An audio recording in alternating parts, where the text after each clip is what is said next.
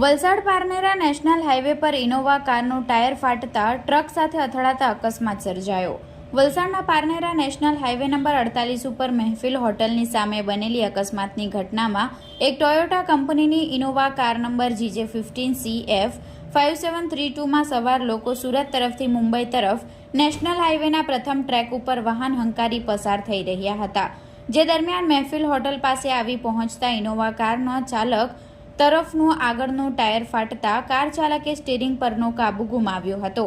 એકાએક બ્રેક મારતા કારની બાજુમાં બીજા ટ્રેક પર ચાલી રહેલ ટ્રક નંબર MH04HD 7140 માં અથડાવી દેતા ગંભીર અકસ્માત થયો હતો। જોકે આ અકસ્માતની ઘટનામાં કારમાં સવાર લોકોનો ચમત્કારી બચાવ થયો હતો। કારમાં ડાબી બાજુની સાઈડે ભારે નુકસાની સર્જાવા પામી હતી।